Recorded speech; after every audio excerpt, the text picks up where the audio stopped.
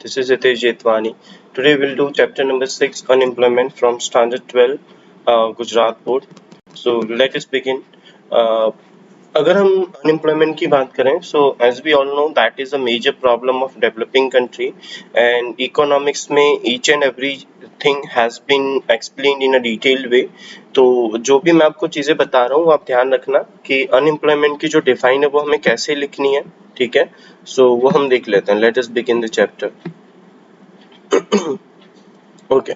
Pehla, according to Professor Pigu, a person can be called unemployed only when he is willing to work but is not able to find a work. कोई भी ऐसा इंसान he is willing to work, वो काम करना चाहता है but for some reason he is not able to get the work, उसको हम unemployed बोलते हैं। So there are few conditions जो हमें हमेशा ध्यान रखनी पड़ेंगी, ठीक है।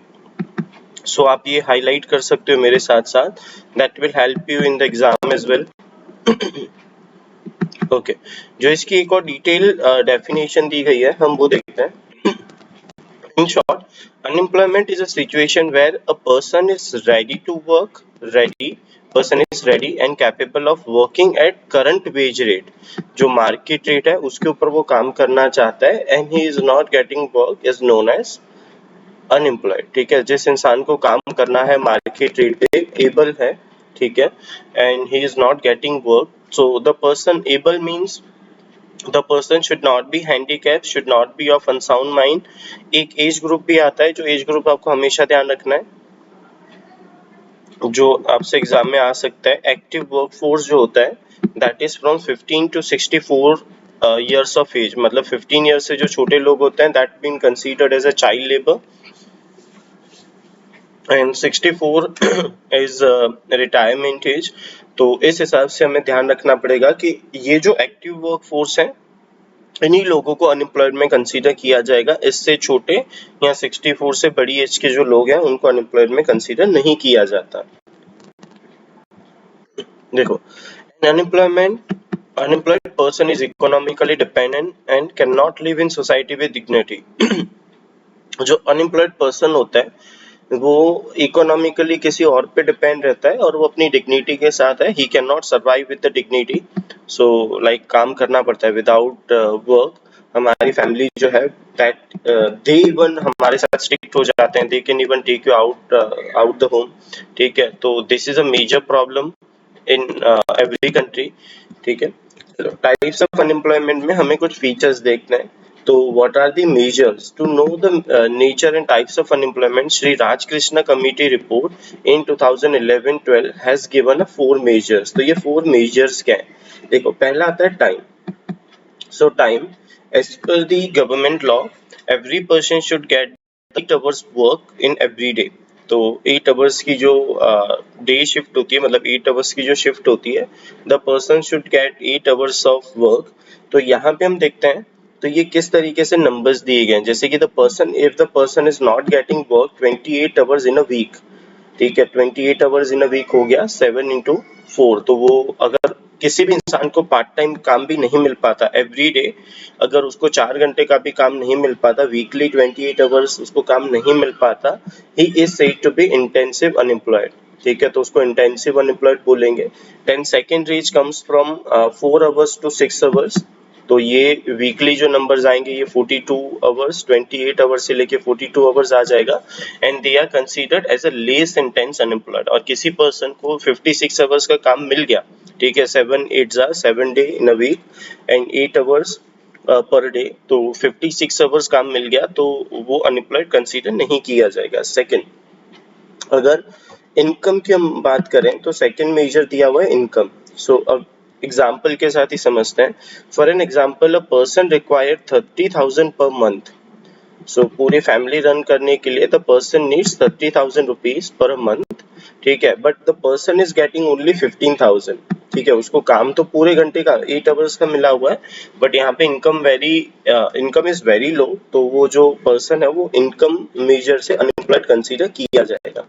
Second, willingness, when a person is eligible to getting a job but he or she does not get a job as per his eligibility, जितना उसने स्टडी किया है या उसकी जो क्वालिफिकेशंस है उस हिसाब से अगर उसको काम नहीं मिल पा रहा, एंड ही और she accepts a lower cadre job, जैसे कि यहाँ पे एग्जाम्पल दिया हुआ है, if CA has to work as a clerk, तो अगर सीए को सीए का काम नहीं मिलेगा तो उसको अगर क्लर्क का काम करता है तो वो भी अनएम्प्लॉयड में कंसीडर किया जाएगा।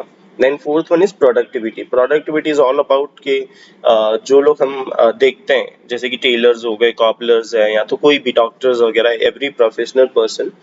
तो अगर पूरा उसकी जो कैपेबिलिटीज है, when a labour is working less than his actual productivity, जब कोई भी लेबर अपनी एक्चुअल प्रोडक्टिविटी से कम काम करता है, कम काम मिलता है उसे, so that is considered unemployed as well. ठीक है, प्रोडक्टिविटी के हिसाब से। जैसे कि आप एग्जांपल लेते हैं, a person can make 20 metre clothes in a day. ये इंसान वीवर जो है, ये 20 मीटर्स क्लोथ एक दिन में बना सकता है, but that person is getting only 10 metres of work. ठीक है, 10 मीटर्स ही उसको क्लोथ मिलता है, तो इसको भी हम अनएम्प्लॉयड कंसीडर कर सकते हैं on the basis of productivity. Okay, दूसरा हम देखते हैं कि what is open unemployment and what is under employment. देखो, the open unemployment is the same जैसे कि हमने पहले देखा था, the person who are ready to work and current wage at possess a qualification too but do not get any job are required are said to be fully unemployed और openly unemployed। ठीक है, तो ये दो नाम आप याद रखते लेना। ठीक है, means a person doesn't have any job, इस पर्सन के पास जो है कोई भी काम नहीं है, ये एनी वर्ड जो है वो आपको हमेशा ध्यान रखना है। ठीक है, दूसरा, अगर इसमें पूछा जाए कि ओपन अनएम्प्लॉयमेंट का जो कैटेगरी आती है, सबसे ज्यादा कौन सी एज ग्रुप में ओपन अनएम्प्लॉयमेंट दिखता है, so that age group is 15 to 25। ये एज ग्रुप आपको एमसीक्यूज के लिए याद रखना पड़ेगा। ठीक है, और एक क्वेश्चन आता है, how government gets the data of unemployment, कि भाई लोगों के जो डेटास है वो गवर्नमेंट के पास कैसे पहुंचते हैं। So there are 3 different ways, through registration in employment exchange centre, जो लेबर कमीशन होते हैं वहां से। Second, through sample survey, government sample surveys करते हैं, सैंपल सर्वे और लेबर सप्लाई, और थ्रू द सेंसस सर्वे जो एवरी 10 ईयर्स में किए जाते हैं। तो यहाँ से इन तीनों वे से गवर्नमेंट क्या करते हैं, they collect the data and they get the number of unemployment. ठीक है, अंडर एम्प्लॉयमेंट की बात करते हैं तो अंडर एम्प्लॉयमेंट इज अबाउट कि ओपन अनएम्प्लॉयमेंट में कैसा था, the person is not doing any job, but यहाँ पे कैसा है, the person has a job but for the less hours. जैसे कि मैंने आपको कैटेगरी बताया था कि per day the person should get 8 hours of work, rather 8 hours that person is getting only 5 hours। ठीक है, यहाँ पे आप कोई भी एग्जांपल लिख सकते हो, that should be less than 8 hours। ठीक है, तो इसको हम अंडर एम्प्लॉयड बोलेंगे। ठीक है, दूसरा अंडर एम्प्लॉयड आता है, जैसे कि सेम हमने ऊपर देखा था विलिंगनेस वाले टॉपिक में, जैसे कि यहाँ पे वो सी और क्लर्क था, यहाँ पे कोई person, that person has completed degree of computer engineer and working in a garage, तो वो गैरेज में काम कर रहा है। ठीक है, तो ये अपनी जॉब जो है अपनी क्वालिफिकेशन के हिसाब से काम नहीं कर रहा, लोअर ग्रेड जॉब कर रहा है वो। Disguised unemployment, disguised unemployment is all about कि जहाँ पे जिसके काम में जितने लोग की रिक्वायरमेंट होती है उससे ज्यादा लोग इंगेज्ड होते हैं, तो जितने भी ज्यादा लोग इंगेज्ड हैं उससे हम क्या बोलेंगे, डिस्गाइज्ड अनएम्प्लॉयमेंट। जैसे कि एग्जांपल लेते हैं हम यहाँ पे, जैसे कि देखो पहले हम मीनिंग देख लेते हैं। In any activity if too many persons are employed at a given level of technology and when a few persons are removed from a work the total production does not change, then there is a disguised unemployment. इसको मैं आपको ज्यादातर example से समझा रहा हूँ। देखो, if 10 hectare land is there to be optimal use, then maximum 5 labours can be employed. अगर 10 हेक्टेयर जमीन है उस पे हम मैक्सिमम कितने लोगों की जरूरत है काम करने के लिए, we need only 5 labours, 5 labours की जरूरत है। But rather than this but due to unavailability of work anywhere else the other 3 members, extra 3 लोग आ गए, मतलब 5 लोगों की रिक्वायरमेंट थी and the people 8 people are working। तो अगर हम इन 3 लोगों को रिकॉल भी देते हैं काम से, तो जो टोटल प्रोडक्शन है वो कम नहीं होगा, ना ही इनकी वजह से प्रोडक्शन बढ़ रहा है। ठीक है, तो प्रोडक्शन में कोई भी चेंज नहीं है। ठीक है, सो इसको डिसगाइज मतलब हिडन अनएम्प्लॉयमेंट भी बोलते हैं। इट मींस कि यहाँ पे जो 3 एक्स्ट्रा लोग लगे हुए हैं वो आपको देखेंगे दे आर वर्किंग।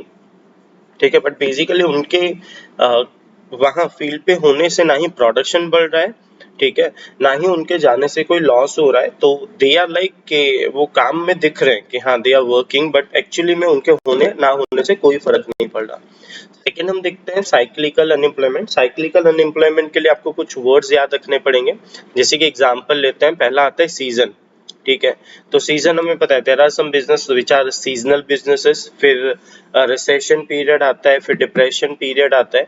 इन पीरियड में बहुत सारे लोगों की जॉब चली जाती है, जैसे कि रिसेशन होगा, मंदी होगा, या डिप्रेशन जो फॉर लॉन्ग टर्म तक जो मंदी रहती है वो। और सीजनल बिजनेस में भी बहुत सारे लोगों को काम नहीं मिलता, तो इसको हम साइक्लिकल अनएम्प्लॉयमेंट बोलते हैं। दूसरा frictional. Frictional is all about technology. अगर कहीं पे न्यू टेक्नोलॉजी अडॉप्ट की जा रही है, ठीक है, तो उस टेक्नोलॉजी के आने की वजह से जितने लोगों का काम, जितने लोगों को निकाला जा रहा है, या तो न्यू टेक्नोलॉजी सीखने के लिए बाकी लोगों को ट्रेनिंग दी जा रही है, तो जब तक वो ट्रेनिंग ले रहे हैं तब तक वो कैसे अनएम्प्लॉयड माने जाएंगे? Frictional unemployed. ठीक है, देखते हैं example. When in production process, because of change in demand of production or due to change in taste or preferences, new technology, new goods enter in the market. ठीक है, new technology आएगी, नई नई चीजें आएंगी, उसकी वजह से अनएम्प्लॉयमेंट राइज होगा। This unemployment is called frictional unemployed. जैसे कि एग्जांपल लेते हैं, when smartphone replace the old mobile phones, then labours engage in the production of old mobile phones, वो हटा दिए जाएंगे बिकॉज काम ही नहीं हो रहा। सेल्स और services of old mobile phones become unemployed. ठीक है, और दूसरा आपको ये भी एग्जांपल याद रखना है। हाँ, जैसे कि कोई न्यू टेक्नोलॉजी आती है तो as the result labour working in those units remain unemployed till they do not learn the work according to the new technology. जब तक वो न्यू टेक्नोलॉजी के हिसाब से काम नहीं सीख लेते तब तक वो अनएम्प्लॉयड हो जाएंगे। इसको हम फ्रिक्शनल अनएम्प्लॉयड बोलेंगे। ठीक है, फिर कॉजेज ऑफ अनएम्प्लॉयमेंट आते हैं। कॉजेज ऑफ अनएम्प्लॉयमेंट है क्या? तो पहले आपको जो ध्यान रखना है वो प्लानिंग कमीशन के बारे में याद रखना है। ठीक है, we have planning commission in India जो इसके ऊपर काम कर रही है। हाँ, जो इसके ऊपर काम कर रही है। एंड अगर हम नंबर्स देखें तो फिफ्थ 5 ईयर प्लान पे 348.5 लाख पीपल जो थे दे वर अनएम्प्लॉयड। ठीक है, तो हम उसके रीजन देखते हैं क्या क्या रीजन हैं। पहला रीजन आता है high rate of population growth. So as we all know that population, in terms of population, India is on first rank. ठीक है, सो अगर हम देखते हैं कि एवरी ईयर इंडिया की जो टोटल पॉपुलेशन है that is increase by 1,70,00,000 people. ठीक है, which is even more than the total population of Australia. तो इस हिसाब से each and every country needs employment. ठीक है, तो पॉपुलेशन जितना ज्यादा होगा उतना ज्यादा हमें एम्प्लॉयमेंट जनरेट करना पड़ेगा, which becomes a very difficult task for everyone, for the government as well. ठीक है, तो that is a major reason कि हम लोगों को एम्प्लॉयमेंट जो है वो प्रोवाइड नहीं कर पा रहे हैं। Then the second we have slow rise in employment opportunities.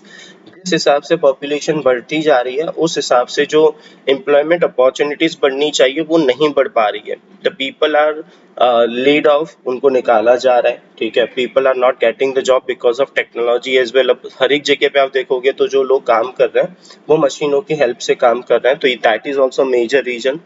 Third, low rate of saving and investment. तो हम देखते हैं सेविंग एंड इन्वेस्टमेंट जो है वो अनएम्प्लॉयड कैसे दूर करता है। There are two different ways. जैसे कि अगर कोई भी पर्सन सेविंग करता है तो the main M should be like कि सेविंग के बाद उसको इन्वेस्टमेंट करना है कोई बिजनेस में। अगर कोई पर्सन अपना कोटेज इंडस्ट्री स्टार्ट करता है अपनी सेविंग से, सो वो तो अपने आप में एम्प्लॉयड हो जाएगा, और जैसे ही उसका बिजनेस ग्रो करेगा he would start employing other people as well in his और हर बिजनेस। दूसरा, जो लोग बैंक में पैसे रखते हैं तो उन बैंक के पैसों को भी गवर्नमेंट जो है वो इकोनॉमी में सर्कुलेट करते रहते हैं, जिससे इकोनॉमी जनरेट होता रहे और लोगों को काम मिलता रहे। ठीक है, and the fourth one is capital intensive production technique. मैं आपको दो प्रोडक्शन टेक्निक समझा रहा हूँ, labour intensive and capital intensive. Labour intensive क्या होता है? जहाँ पे लेबर्स का यूज किया जाता है। And capital intensive production method is where, जहाँ पे कैपिटल और मशीनों का यूज किया जा रहा है। We have the two different sectors, private sector and public sector. Public sector जो है, जो हमारा गवर्नमेंट सेक्टर एक तरीके से, they are trying to have labour intensive production के ज्यादा से ज्यादा हम लेबर्स को अपॉइंट करें। ठीक है, एंड जो प्राइवेट सेक्टर्स हैं they are trying to have more capital intensive production के, जिससे अच्छी क्वालिटी के गुड्स बने और थोड़ा काम जो है that should be faster. Okay, lake of vocational education. Now आज अगर हम अपने एजुकेशन सिस्टम की बात करते हैं तो our education is lagging behind a lot. इस सिस्टम में हमें we need to have some changes. Apart from education as well, education लेने के बाद भी people are still not getting the job, उसके बहुत सारे रीजंस हैं. People should have the knowledge of computer, people should have the knowledge of grammar, people should have other skills as well. जैसे उसके पास ये सारी स्किल्स आना शुरू हो जाएंगी, the people would have the extra skills and that person would start getting the job as well. ठीक है, तो यहाँ पे भी कहीं ना कहीं हम लेक कर रहे हैं, people do not have any other skill than the education. तो यहाँ पे भी हमें काम करना पड़ेगा. Lack of manpower planning. ठीक है, तो मैन पावर प्लानिंग के बारे में मैं आपको बताऊं तो एक आपको ये याद रखना है पैराग्राफ. जैसे कि देखो, during British rule gold is used to move from India to Britain. हमारा जो गोल्ड था वो इंडिया से ब्रिटेन, जो अंग्रेज से वो लेके जाते थे, east India company. And this is one sided movement called drain of gold. ठीक है, क्योंकि हमारा गोल्ड बाहर की कंट्रीज में जा रहा है तो उसको हम ड्रेन ऑफ गोल्ड बोलते हैं. वैसे ही जो हमारे स्किलफुल पीपल हैं which are very intelligent, they are going abroad, they are moving from India to abroad, इसको हम बोलेंगे ड्रेन ऑफ ब्रेन. ठीक है, तो हमारे जो स्किलफुल पीपल हैं जिनकी रिक्वायरमेंट इंडिया में होनी चाहिए, इंडिया में उनको एम्प्लॉयमेंट मिलना चाहिए, but they are not getting employment, so they are moving to the foreign countries. तो जिससे हमारा जैसे ड्रेन ऑफ गोल्ड होता था वैसे ही ड्रेन ऑफ ब्रेन भी हो रहा है. ठीक है, तो ये जो है आप याद रख लेना. Insufficiency of public sector. Now public sector stands for government sector. कि हमारे जितने भी गवर्नमेंट सेक्टर्स हैं वो कहीं ना कहीं बहुत पीछे हैं. अगर इनका इंफ्रास्ट्रक्चर देखो, इनके गवर्नमेंट सेक्टर्स के जो लोग हैं उनकी वर्किंग स्टाइल्स देखो, तो they are very slow. They do not have like they do not have any kind of skill or they do not have the speed. So ये लोग क्या करते हैं, they are not focusing on the work. So जो major customers हैं public sectors के, they are moving to the private sector. जैसे कि बैंक का एग्जांपल लेते हैं. अगर बैंक कोई भी पब्लिक सेक्टर की बैंक जो है, if they are not providing any kind of services, the employees, the clerks are very slow, like technical issues बहुत ज्यादा रहते हैं कुछ भी रीजंस की वजह से, तो people would move to the private sectors. जहां पे हमें प्राइवेट सेक्टर्स को इग्नोर करके पब्लिक सेक्टर में आना चाहिए था, पब्लिक सेक्टर को बढ़ाना चाहिए. ठीक है, because public sector is following the labour intensive production, वो नहीं हो पा रहा है. तो कहीं ना कहीं पब्लिक सेक्टर को भी इम्प्रूव करना हमारा काम रहेगा. Negligence toward the agriculture sector. तो मैं आपको एक नंबर बताता हूँ.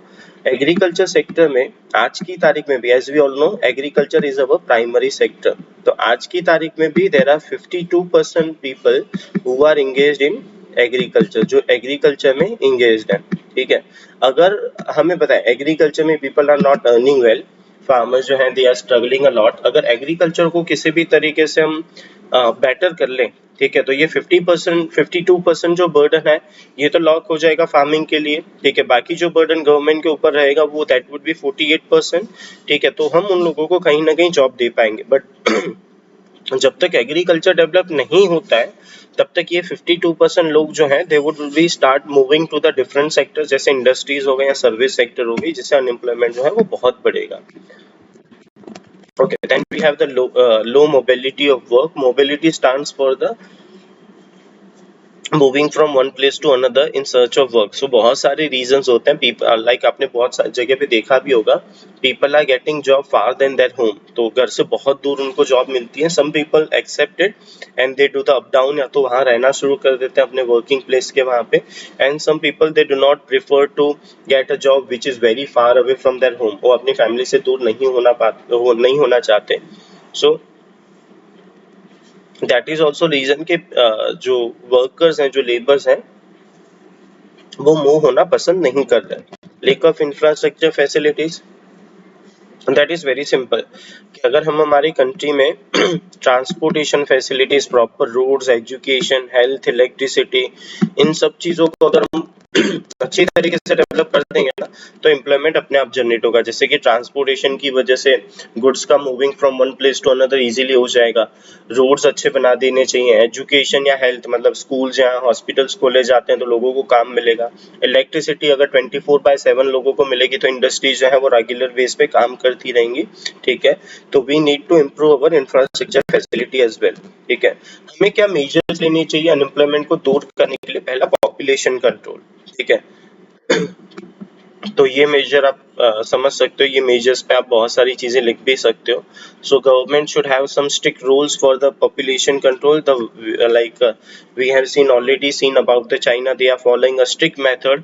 ठीक है, तो वैसे ही कुछ मेथड्स हमारी कंट्री में भी बननी चाहिए, जैसे कि where we can control the population, second increase in the rate of economic development. तो इकोनॉमिक डेवलपमेंट का जो रेट है वो भी हमें बढ़ाना पड़ेगा। आज की तारीख में अगर हम करंट इकोनॉमिक डेवलपमेंट रेट देखें that is 3 to 3.5%, which is very low. तो हमें डेवलपमेंट बहुत ज्यादा स्केल पे करना पड़ेगा। हमारी जो प्लानिंग होगी, third one, employment oriented planning होनी चाहिए, ना कि कैपिटल इंटेंसिव। ठीक है, तो अगर हम एम्प्लॉयमेंट ओरिएंटेड प्लानिंग करते हैं तो लोगों को काम मिलना शुरू हो जाएगा, या तो फिर जो लोग हैं, जो छोटी इंडस्ट्रीज है, मीडियम स्केल इंडस्ट्रीज है, वो लोग काम करना शुरू कर देंगे, तो कहीं ना कहीं we can increase the employment. ठीक है, एम्प्लॉयमेंट ओरिएंटेड प्लानिंग।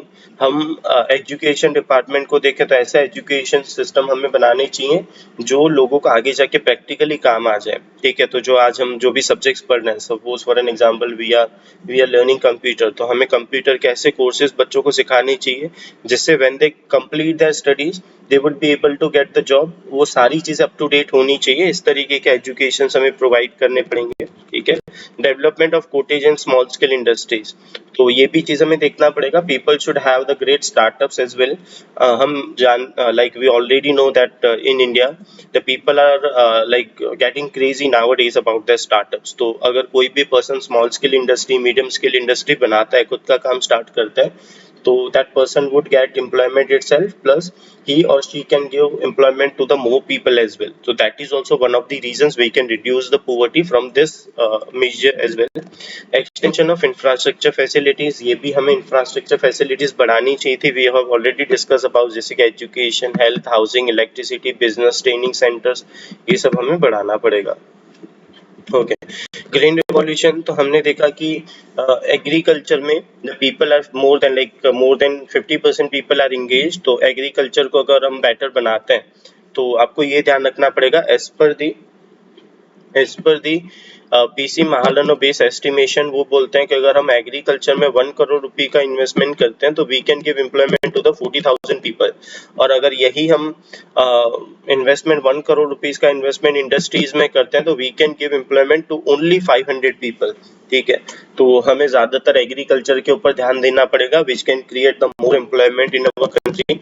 दूसरा, कुछ गवर्नमेंट की प्रोग्राम्स है, गवर्नमेंट की कुछ फैसिलिटीज हैं, जिसमें सबसे ज्यादा जो है that is the most important Mahatma Gandhi national rural employment guarantee act, जिसको मनरेगा और नरेगा भी बोलते हैं। ठीक है, तो इसमें आपको क्या याद रखना है, मैं आपको सारी चीजें बता देता हूँ। तो NREGA, the name NREGA that was changed from MNREGA on 2nd of October 2009।